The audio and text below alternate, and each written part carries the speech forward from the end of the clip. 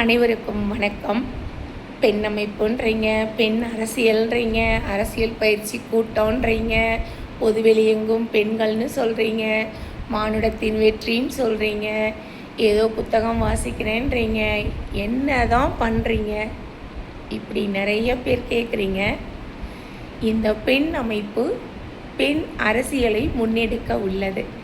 அதாவது கடந்த 60-70 ஆண்டுகளாக நீங்கள் பார்த்துக்கிட்டு இருக்கீங்க. நம்ம யாரெல்லாம் ஆட்சி செய்கிறாங்க, அவங்க எப்படியெல்லாம் ஆட்சி செஞ்சாங்க எல்லாமே உங்களுக்கு தெரியும். ஆனால் மக்களுக்கான அறம் சார்ந்த அரசியல் முன்னெடுக்கப்படுதா? இது நம்ம முன்னாடி இருக்க மிகப்பெரிய கேள்விக்குறி.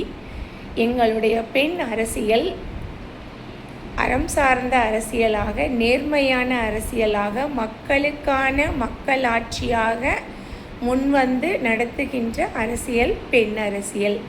இதில் பெண்கள் மட்டும் இருப்பாங்களானா இல்லை, ஆண்களும் இருப்பாங்க.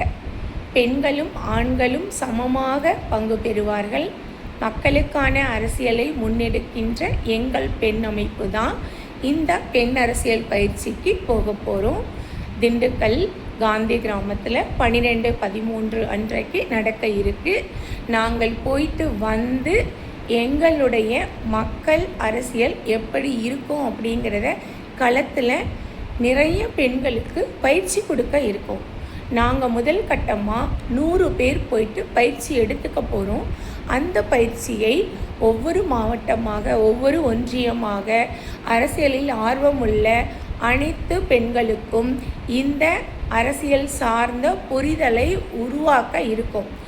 ஏன் அப்படின்னா, இப்போ இருக்க அரசியலில் 11% பெண்கள் தான் உண்மையிலேயே அரசியலில் சுயமாக தன்னை முன்னிறுத்தி வேலை செய்கிறாங்க.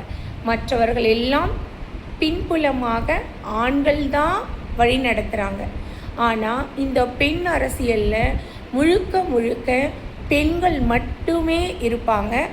அவர்களுடைய சுய சிந்தனையோடு மக்களை நோக்கிய அரசியலாக இருக்கும். அனைத்து மக்களுக்கும் அனைத்தும் கிடைக்கும்படியான அரசியலாக இருக்கும். இதில் எந்த விதமான அரசர் போன்ற ஒரு தலைமைத்துவ, ஒரு ஆணாதிக்க அரசியலை இருக்கவே இருக்காது. ஏன்னா இந்த ஜனநாயகத்தில் மக்கள் அனைவரும் சமம், எல்லாருக்கும் எல்லாம் கிடைக்க வேண்டும் என்பதுதான் நம்முடைய இந்திய அரசமைப்பு சட்டத்தினுடைய தாத்பரியமான ஒரு கொள்கை. அது நாம் இத்தனை வருஷமாக அதை செஞ்சு முடிச்சிருக்கோமான கிடையாது. மிகப்பெரிய ஏற்றத்தாழ்வு பொருளாதாரத்தில். அதை நாம் எப்படி உடைக்க போகிறோம்? எப்படி மக்கள் அனைவரும் ஒன்றிணைய போகிறோம்? நாம் என்றைக்கு தான் சமநிலைக்கு வரப்போகிறோம்? இதை பற்றியெல்லாம் பேசுகிறது தான் பெண் அரசியல். நாங்கள் முன்னெடுக்க இருக்கின்ற அரசியல் அனைவருக்குமானது.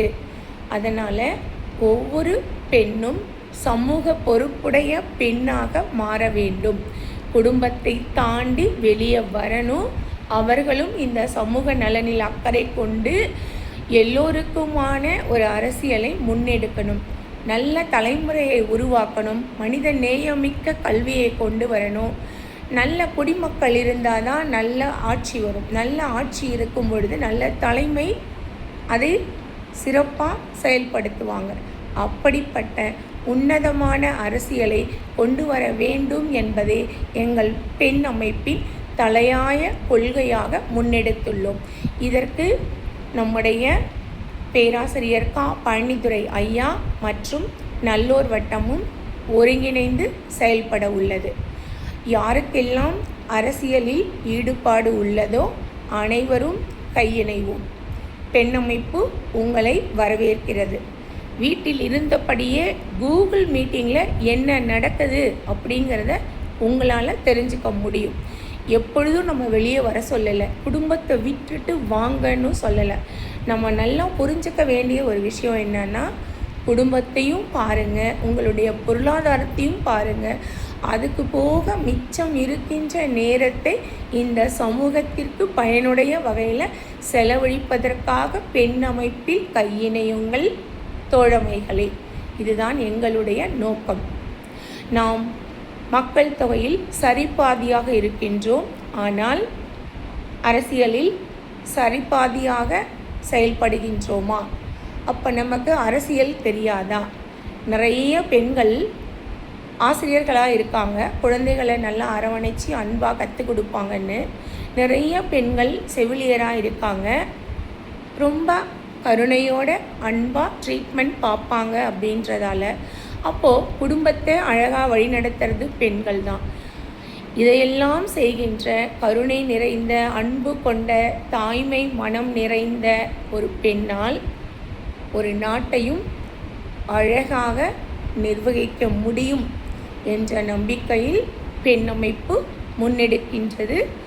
பெண்களுக்காக, பெண்களால், பெண்மையுடன் பெண் அரசியல். பெண்ணின் வெற்றி மானுடத்தின் வெற்றி. நன்றி, வணக்கம்.